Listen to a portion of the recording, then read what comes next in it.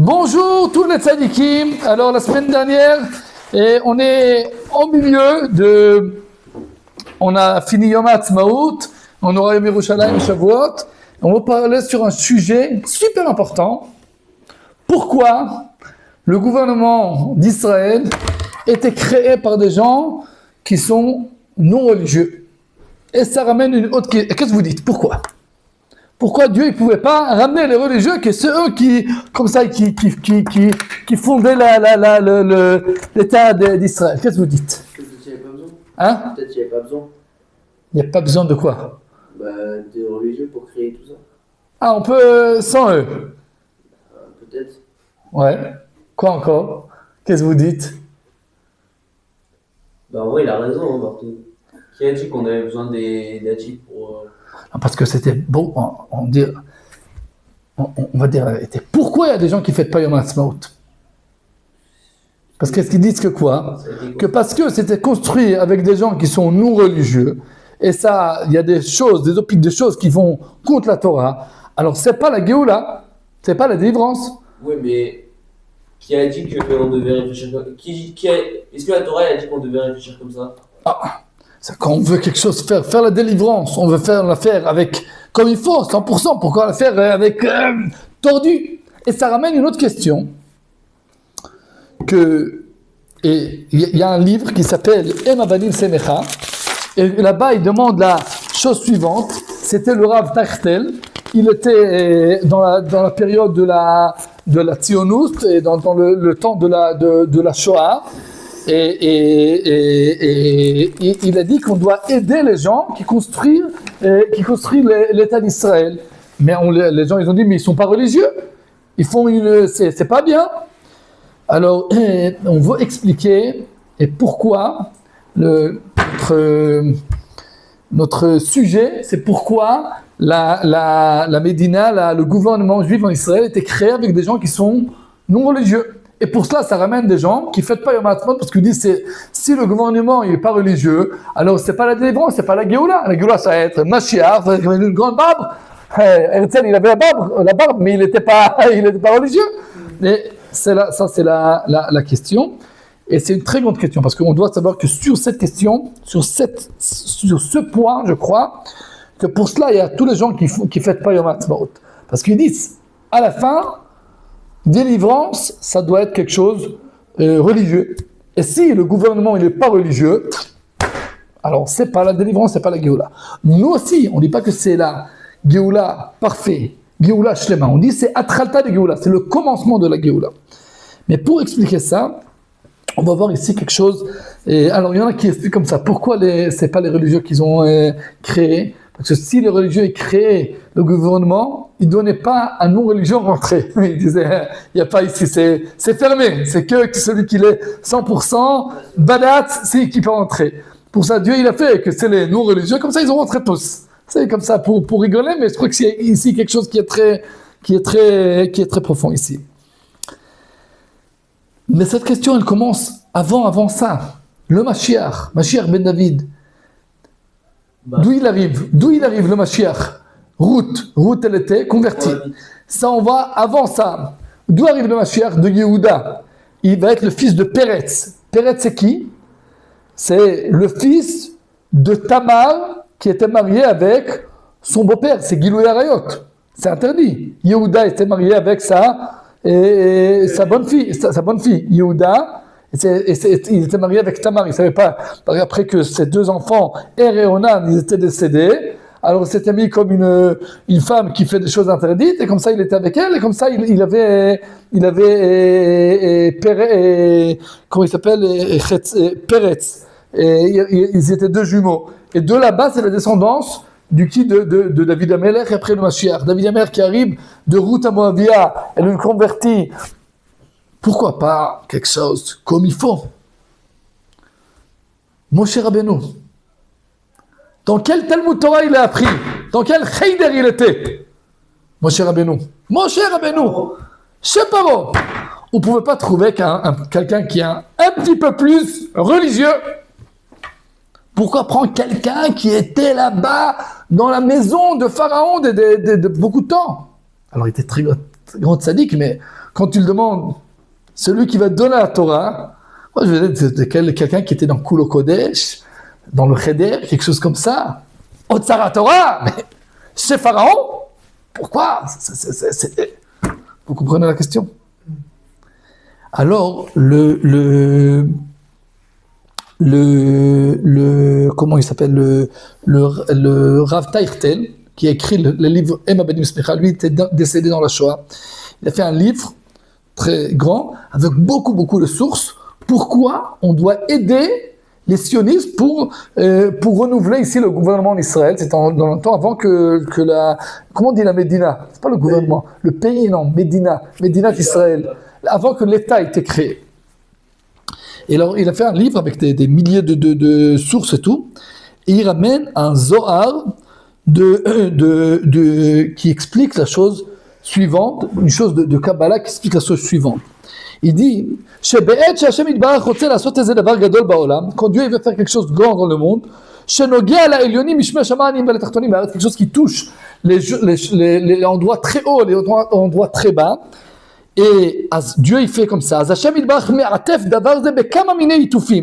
Dieu il emballe la chose qu'il veut faire avec beaucoup de emballage, et aussi des choses qui sont moches, des choses moches, que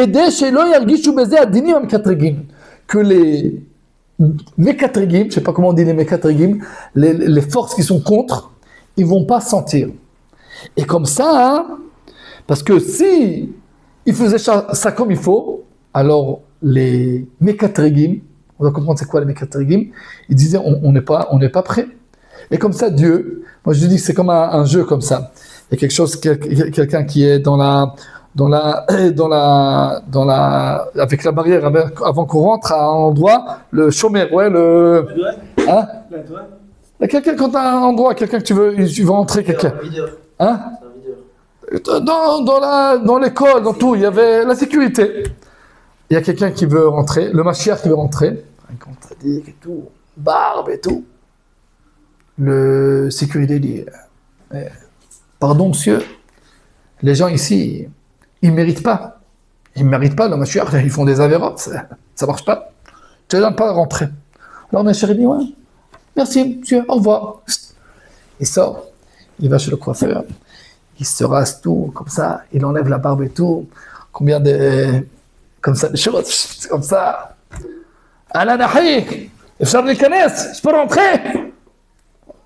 Puis tu es, j'ai ici le copain. Il rentre, il passe la porte, il met la barbe, je peux tout dire, bonjour, je suis le Mashiach. Et comme ça, on l'a fait avoir. D'après ici, le Midrash qu'on voit, hein, entre guillemets, quand Dieu il veut ramener Mashiach, il veut ramener Géoula, alors, il n'y a pas le mérite de la situation de recevoir cette délivrance, alors Dieu, il cache la chose, il fait quelque chose qui est pourri, comme ramener David Amelech de Tamar et Yehuda, que c'est un lien interdit entre Yehuda et avec sa belle-fille, c'est Guido et Aréot. Alors de là-bas, la sécurité, entre guillemets, il dit, de là-bas, peut pas arriver le Mashiach. C'est sûr et certain que c'est pas le Mashiach. Alors, tu rentres, et après, qu'entre guillemets, il passe la porte, il se dévoile, on dit, c'était la délivrance. On veut ramener Moshe Rabbeinu. On dit maintenant, on veut sortir les Juifs d'Égypte. Mais on dit, ils n'ont pas le mérite. On ramène quelqu'un, c'est qui lui? Ishmitzri, un bonhomme égyptien. Lui, il peut être Mashiach. Lui, il peut sortir. Lui, il peut ramener la Torah. Il a tous les vêtements de quelqu'un égyptien. Sûr et certain que lui, ça ne va pas être. Et après, il rentre, et après, il sort d'Israël, il ramène la Torah et tout. Mais on doit comprendre cette chose-là. Sur qui il triche Dieu? Il triche sur qui? C'est qui les Mekatrigim, la sécurité? Dieu, il crée tout le monde, il fait ce qu'il veut. Parce que pour la première question, pourquoi Dieu a fait l'État d'Israël avec des gens non religieux? Première raison, première réponse, Dieu ne travaille pas chez nous. S'il veut, il fait la délivrance comme il veut. C'est la première réponse. Hein? Je dis, quand on demande la question, pourquoi nous on dit que c'est délivrance, on doit fêter, on doit dire merci à Dieu, faire le Hallel, Yom Ha'atzmaut et tout. Et tu dis, mais c'est pas délivrance. Mais tu dis, à la fin, le peuple juif est rentré en Israël, on a aussi appris de la Torah, elle a compté, on a dit la semaine dernière, on a parlé sur quoi on remerciait Dieu dans Yom Ha'atzmaut. Une des choses, on a agrandi la Torah. Il y a des centaines de milliers de personnes qui apprennent la Torah ici en Israël et que l'État, il donne de l'argent pour ça. Pour les Avrechim, ça, on n'avait pas ça. Aussi, aux États-Unis, on n'avait pas ça. Que l'État, il donne de l'argent pour que des gens, ils apprennent la Torah. C'est que en Israël. Mais maintenant, on voit ça. Mais quand on a fondé l'État, c'était pas comme ça. Ils étaient contre la Torah. Alors, tu te demandes comment la délivrance, qu'à la fin, on veut construire le Beth Mikdash, ramener Mashiach, ramener tout le peuple juif faire tchouva, que tout ça se réalise avec des gens qui sont contre. Ça marche pas. Mais on voit, dit le Rav Tachtel, déjà le temps avant qu'on a fondé l'État, il a vu que les gens qui font ça, les sionistes, ils étaient non-religions, la plupart de... Et il y a quelqu'un qui dit, alors je veux pas les aider. Et il dit, non, on est obligé de les aider pour développer l'État. Et il dit, mais ils sont contre. Il dit, alors il dit, et Moshe Rabbeinu, où il était né? Alors non, c'est pas la même chose. C'est vrai que c'est la même chose, mais c'est pas la même chose. Mais quand tu vois de vue extérieure, Moshe Rabbeinu, quand il arrive à Midian, chez Yitro, on dit Ish Mitzri et Tzilanu Minaroim. C'est un bonhomme égyptien. Il avait la mine de quelqu'un qui est égyptien. Il était avec des habits d'égyptien. Il a grandi, il a appris dans la maison de Pharaon. Il n'était pas dans le Cheder, pas dans le Talmud Torah, pas au Tzara Torah, rien, pas Echalelia. Il était où? Égypte.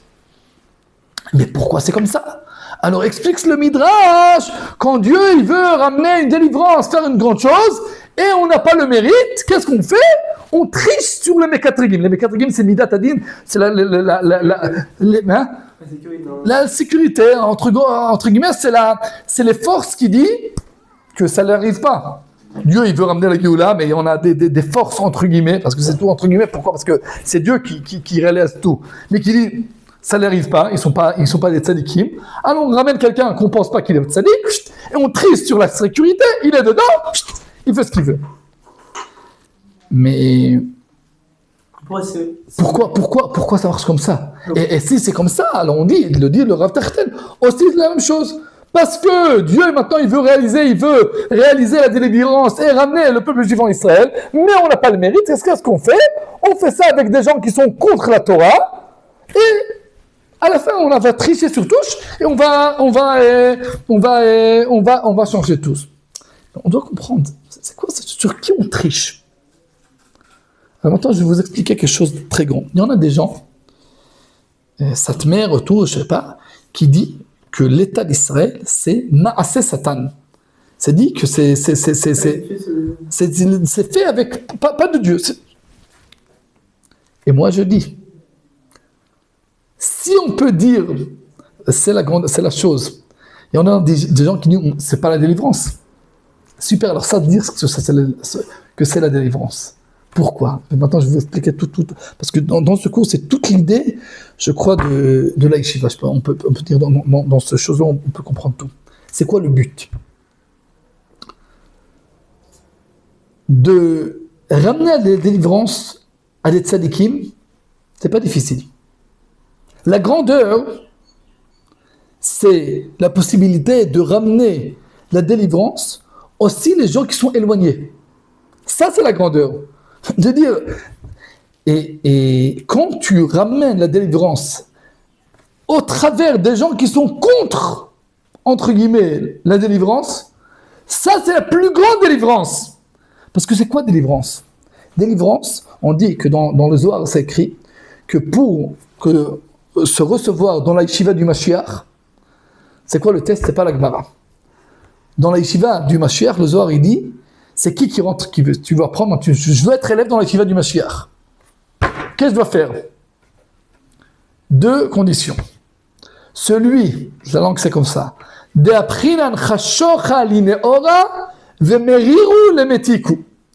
celui qui sait changer la obscurité à la lumière, et quelque chose qui est mal, comment on dit mal? Amer. La mer à la douceur. Celui qui sait faire ces changements, il peut entrer dans la yeshiva du Mashiach. Ça nous dit quoi? Ça nous dit que le but du Mashiach, c'est quoi? C'est la possibilité de changer toute la situation, de ramener la lumière de Dieu dans les endroits les plus bas. Parce que ramener, et comme ça, c'est quoi le but de la yeshiva? Tu ne sais pas comment tu es dans la yeshiva. Parce que être à la tfila quand tu es à la yeshiva, c'est un petit peu difficile, mais bon. Apprendre la Torah quand tu es à la yeshiva, un petit peu difficile, mais bon, tu as des cours, tu as des rabbanim, tout est super. Mais c'est quoi le but? Le vrai but du juif, c'est quand tu sors. C'est Ben Azmanim. Quand maintenant vous avez fait Kilouch Hashem, parce que maintenant vous étiez en vacances, vous avez appris la Torah, vous avez fait les tfilotes. Là-bas, c'est le vrai test. Là-bas, c'est le vrai travail. Parce que de être tzaddik dans la yeshiva, c'est pas délivrance. C'est ramener la délivrance pour les tzaddikim. Bravo, mais c'est pas une grandeur. Mais prendre les gens qui sont contre la délivrance et la Torah et Dieu, et à travers d'eux, ramener la délivrance, waouh, ça c'est grand. Alors quand je vois des gens qui disent « Ah, c'est pas délivrance, pourquoi ?» Parce que celui qui a réalisé ça, c'est des gens non religieux, je dis « Ça c'est la délivrance !» Moi, pourquoi je dis le Hallel? Parce qu'il y a des gens qui ont fait le Tachanoun, ont fait les Kinot, parce que c'est Maaseh Satan. Ah, s'il y a des gens qui disent que c'est pas Géoula, maintenant je comprends que ça c'est une vraie Géoula. Et ça c'est la chose qu'on triche, entre guillemets, sur la sécurité. Quand on fait ça au travers des gens qui sont pas bien, entre guillemets, mais ils ont réalisé la chose. On va dans leur monde pour les remonter dans... Ça, la chose que Dieu a réussi, entre guillemets, de l'ishtamesh, comment on dit, de utiliser des gens qui ont dit, on est contre la Torah. Mais on est pour Eretz Israël, on va faire l'État d'Israël, on va pas faire les mitzvot. Il a dit, très bien, super mes enfants. Alors, venez, aidez-moi. Grâce à eux maintenant, on a un État, on doit les remercier, avec beaucoup de Torah. Parce que quand on a écrit l'État d'Israël, c'était pas des religieux de ça. Ouais. Mais maintenant, il y a beaucoup de films, tu vois Smotrich, tu vois Deri, beaucoup de religieux, Haredim, tout. Maintenant, il y en a. C'est rigolo. Il y en a, pas dans le chasse, mais dans Degel Torah Porush, les Litaim plus, que chez eux, c'est interdit d'être ça. Comment on dit ça? Ministre. Ouais, ministre, non, pas ministre. Il y a ministre d'Intérieur, ministre, ouais, ça. Il y a ministre du trésorier, Sarah Otsar, ouais. Ouais, ça, Sarah Pnim, le ministre d'Intérieur, c'est interdit, d'après leur croyance, être un sar, un ministre dans le gouvernement Israël. Pourquoi? Parce que c'est pas religieux. Tu peux pas être un ministre, parce que si tu es un ministre, ça veut dire que tu dis, non, ça te dit que tu es à Chatamekir Bezé. Tu reconnais ça. Si toi, tu es un ministre de l'intérieur dans le gouvernement qui n'est pas 100% religieux, tu dis que tu reconnais le gouvernement juif et le gouvernement Israël, mais c'est pas la délivrance, on n'a pas le droit, ils font pas l'aide dans Yom Ha'atzmaut, parce qu'ils disent c'est pas 100%. Mais de l'autre côté, ils veulent aider les yeshivot. Alors ils votent dans les élections. Et ils comprennent que si on veut faire des changements, on doit être là-bas dans la Knesset. Alors qu'est-ce qu'ils font? Comme ça ils font. Sgan Asar. Ils n'ont pas le droit d'être mairie, alors ils sont sous-mairie. Maintenant, Sarah Briout, maintenant je crois, toutes les choses comment on dit Briout?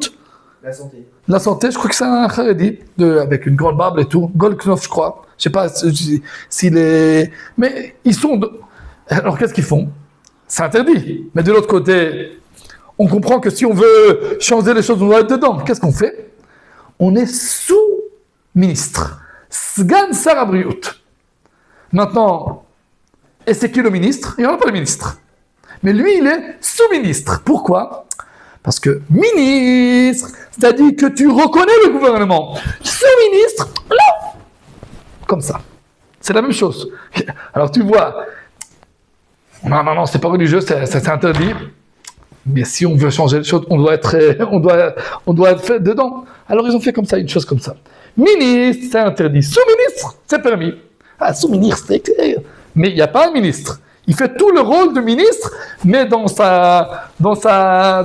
l'étiquette et tout, c'est écrit sous-ministre. Alors, vous comprenez? C'est la même chose qu'on a dit.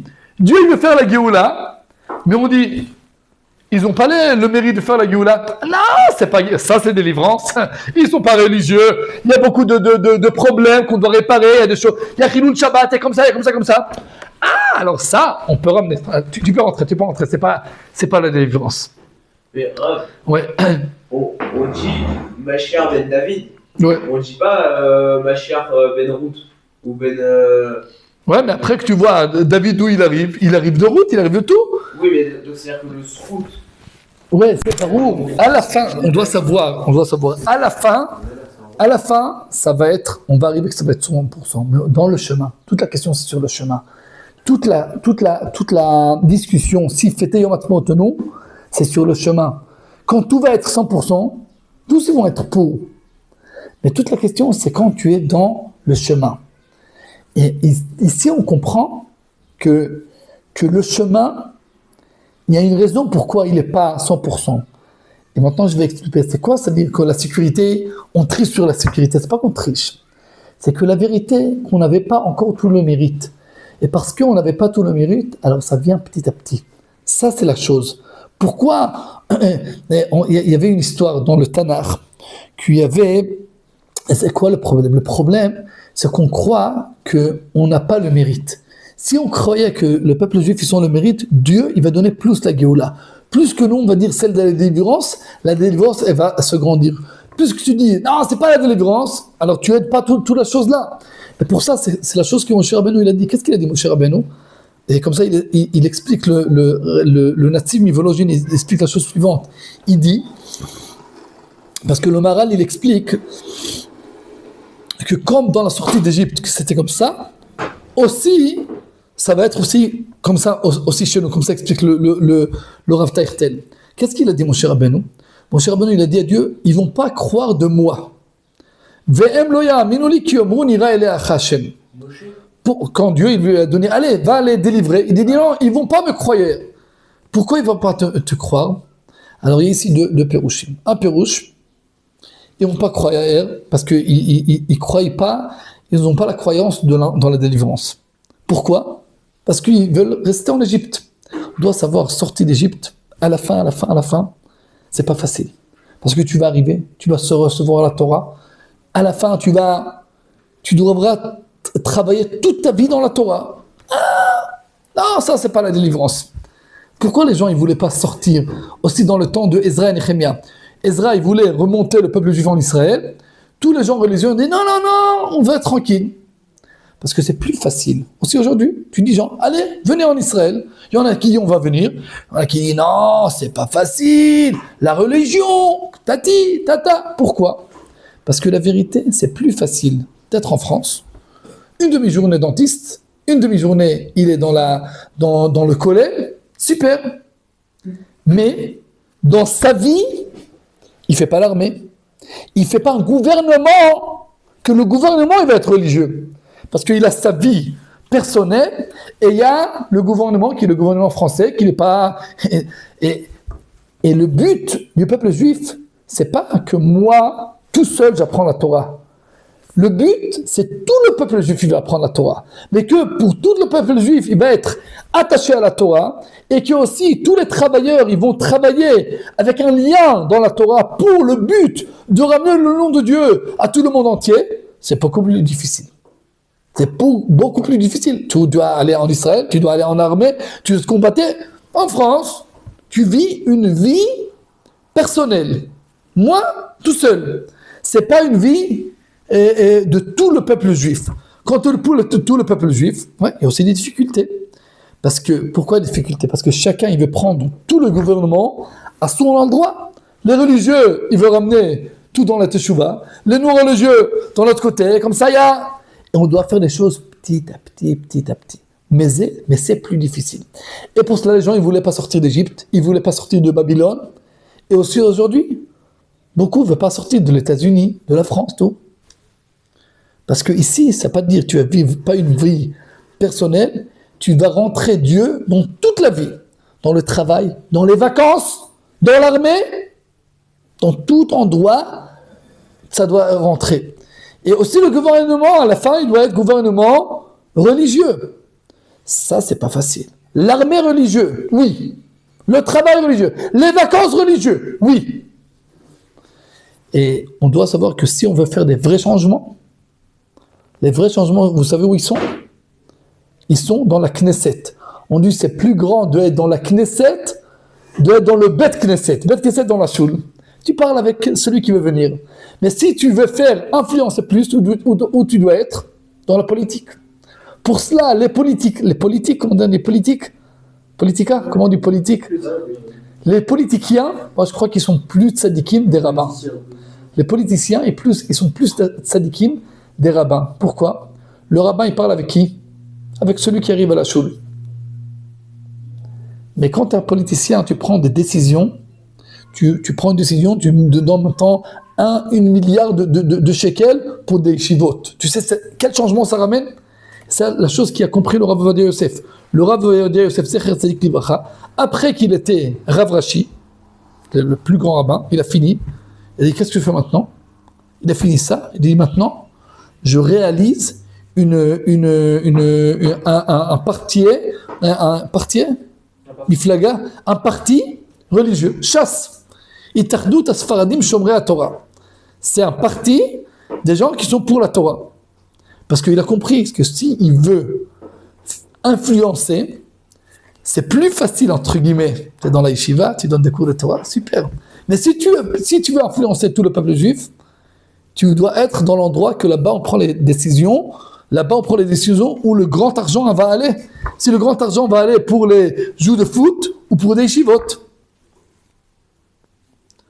Quel jour on va faire des jeux de Torah, des jeux d'Avraham Fried, Ishaï Ribo, ou je sais pas, Yal Golan. Après tu demandes, mais c'est qui prend la décision? C'est quoi les grands spectacles et où on va mettre les centaines de mille d'argent? Ça, c'est pas dans la choule qu'on prend ces décisions. On prend ces décisions dans la Knesset, dans le gouvernement. Alors le Rav Ovadia, après qu'il était Rav Rashi d'Israël, il dit maintenant, je veux influencer plus le peuple juif. Comment je vais faire? Je vais faire un parti. Lui, il n'était pas un députant, mais il avait des députants là-bas, que chaque question, il venait et il demandait, c'est quoi ton conseil?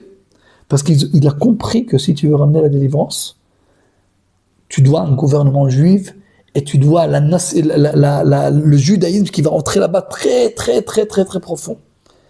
Et c'est une compréhension très profonde. Et pour cela, pourquoi Dieu, alors sur la question qu'on a commencé avec ça, pourquoi l'État d'Israël était créé avec des gens non religieux? Parce que la vraie délivrance, c'est la possibilité de prendre aussi les gens qui sont entre guillemets contre, et que eux, ils vont à la fin construire un État que là-bas on aura la Torah, on aura Dieu et le Mashiach qui va arriver.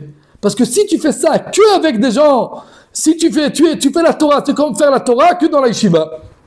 C'est pas le but. Alors comment je sais que c'est la délivrance? Parce que c'était fait avec des gens qui sont contre la délivrance. C'est à l'envers sur toute la chose. Oui.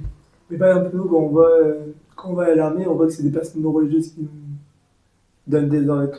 C'est pas un... Ouais, pour cela, on doit arriver à être des milliers, des centaines de milliers là-bas pour faire le changement. Et pour cela, maintenant, c'est quelque chose qu'on n'avait pas il y a 78 ans. Maintenant, on a plus et plus des unités que là-bas, on est tous ensemble des religieux. On n'avait pas ça il y a 70 ans. Maintenant, Rosh Hashabak, le ministre du Shabak, du Shin Bet, ouais, comment on dit le Shabak? Shin Bet. Vous savez c'est quoi le Shabak? C'est service intérieur. C'est la police. Hein? Police de la police. C'est la police de la police. C'est les gens qui font les choses à Iran et toutes ces choses-là. Le Shabbat, les choses les plus grands. C'est qui maintenant qui est là-bas le responsable, le chef? C'est David Zini. C'est qui David Zini? C'est quelqu'un qui après dans une yeshiva, il était arrivé dans l'armée à très haut poste, Alouf, c'est deux choses avant le Ramatkal. Il s'appelle David Zini, 11 enfants, religieux, toute sa maison avec des livres. Maintenant, lui, il est le responsable sur tout le Shin Bet, que c'est un des choses de plus fortes dans l'État d'Israël. Maintenant, lui, il est là-bas, 11 enfants, des petits-enfants, et son oncle, son père, c'est Rav Zini de Ashdod, son oncle, c'est Rav Zini de Haïfa. Lui, il est appris dans les yeshivot et tout. Et maintenant, il dirige toute cette chose-là. Chaque semaine, il donne des livrets Torah à tout le monde là-bas. C'est des changements incroyables qui se réalisent. Mais ils se réalisent avec qui? Avec des gens qui disent, on comprend que c'est la délivrance, on veut être un morceau de ça. Ouais, ça a des dangers. Mais on doit savoir pourquoi on est là-bas. On doit savoir. C'est pour cela, dans l'armée, maintenant, on a Netzach Yehuda, on a Nachal Charedi, on a Beinish, la Yeshiva, Machleket Beinish, avec des autres Yeshivot, tous ensemble, tout religieux. C'est des changements. Mais à la place de dire, c'est pas Géoula, je dis, moi, je vais réaliser la Géoula. Et savoir que Géoula, c'est la possibilité de changer les choses. Nous, on veut arriver, quand tout va être prêt, tu me fais un téléphone, j'arrive. Ça marche pas comme ça. Nous, on doit réaliser les choses. On compte pas sur le miracle, on le réalise le miracle. On compte pas sur la Géoula, on réalise la Géoula. Et ça, c'était la grande discussion entre le Rav Kook et le Rav Sonnenfeld, qui était un très grand rabbin Haredi. Le Kovet Shurim, le Rav Elchanan Wasserman, il était mort dans la Shoah. Il a dit que le Rav Kook, il est un rachat. Pourquoi? Parce qu'il dit, toi, tu fais un shitouf peoula, tu fais ensemble avec les non-religieux, alors tu es comme eux. Et le Rav Kook, il a compris, non. Ils sont non-religieux, mais à la fin, ils réalisent le gouvernement qu'à la fin, il va ramener beaucoup de Torah. Et si on va pas être dedans, ça va bien être contre. Nous, on doit être dedans pour faire les changements. Tu peux être dehors, dire ça c'est pas bien, ça c'est pas bien, ça c'est pas bien. Tu dis, moi, je suis dedans, et si tu es dedans, tu peux faire les changements. Et pour cela, je dis le signe que c'est la délivrance, que c'était construit avec des gens qui ne sont pas religieux. Alors, ça fait toute la chose. Le signe que tu as un Ben Torah, c'est quand tu es en vacances. Quand tu sors de la yeshiva, tu conduis comme un Ben Torah. Ça dit que tu vas mettre un Ben Torah. Ça, c'est toute la chose, ça, c'est tout le travail, c'est tout le but. Et pour cela, Avraham Avinu, où il a grandi, dans une maison d'idolâtrie. Et lui, il a fait le changement. Et pour cela, on veut Avraham Avinu, on ne veut pas Hanoch. Le Khatam Sofer, avant le shoot Yoredea, il explique là-bas pourquoi Dieu il a pris Avraham Avinu et il n'a pas pris Hanoch, parce que Hanoch, il était un grand tzaddik, mais il ne faisait pas les changements dans le monde. Qu'est-ce qu'il faisait Avraham Avinu? Il se baladait, il parlait avec les gens, il y a Dieu, il y a Dieu, il y a Dieu comme ça. Et c'est notre travail. Notre travail, c'est ramener et changer la chose et ramener la Kedusha dans le monde qui est en bas. Parce que tout le but du monde, c'est quoi? C'est la possibilité, comme on dit, changer la mer à la douceur et l'obscurité à la lumière. Et ça, c'est notre travail. C'est difficile? Oui, c'est difficile. Pour cela, on va comprendre, c'était la discussion, comme ça explique le Rav Kook, c'était la discussion entre Yosef Hatzadik et ses frères. Yosef Hatzadik, il a dit, il y a la lumière, il y a le soleil, il y a les étoiles qui se prosternent vers moi. Ça dit quoi? Ça dit on doit ramener tout le monde entier qui vont croire vers Dieu. Ces frères nous étaient dingues. C'est un très grand danger. Si tu veux qu'ils se prosternent vers toi, tu dois être en contact avec eux. Tu vas être en contact, peut-être, ils vont te ramener de faire des avérotes. Et pour ça, ils ont dit, on va le mettre dans le trou là-bas, on va voir qu'est-ce qu'il va être avec ses rêves. Et à la fin, Béhémet, Yosef Hatzadik, il avait des choses pas faciles en Égypte là-bas avec la femme de Potiphar et tout, mais à la fin, il a réussi de faire tout le changement. Et après, il a fait que tous les Égyptiens, ils ont fait la Brit Mila. Et ça, c'était la discussion. Que Yosef Hatzadik, il comprenait que notre but, c'est faire un changement dans tout le monde entier. Et ses frères, ils disaient, on veut être tranquille. Ah, c'est pas facile pour faire des changements. C'est pas facile. Ah, pour aller à l'armée, c'est pas facile. Mais c'est tout le but. Le but, c'est aller et faire un changement. Et si on va réussir, et Bezrat Hashem, on réussit, on va plus en plus réussir. La chose, la plus grande chose, je vais vous ramener ça après, c'était le Rav Zerbiv. Je vais vous ramener que c'est un Dayan. Vous avez vu ça? Après, je vais vous ramener là-bas. Avec ça, on finit. Le Rav Zerbiv, il est, je le connais, il est un Dayan dans le Beth Adin avec le grand chapeau et tout. Il avait une yeshiva à Bethel. Et maintenant, il est Dayan. Il a fait 800 jours de réserviste dans la C. Il a fait une chose